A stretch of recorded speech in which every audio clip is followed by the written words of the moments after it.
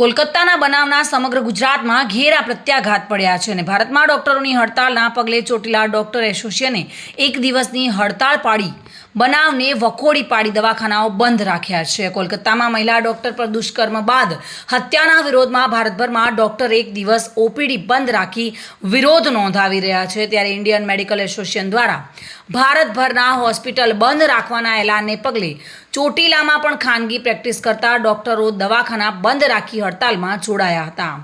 જોકે માનવતાના ધોરણે ઇમરજન્સી સેવાઓ ચાલુ રાખી હતી। ચોટીલા ડોક્ટર એસોસિએશન દ્વારા બનાવને સખત શબ્દોમાં વખોડીને સરકાર સમક્ષ તબીબોને પૂરતું રક્ષણની માંગ કરી હતી। અત્યારે કહેવું છે કે ઓચિંતા ડોક્ટરોની હડતાલને પગલે ગામડામાંથી આવતા દર્દીઓ હેરાન થતા નજરે પડી રહ્યા છે।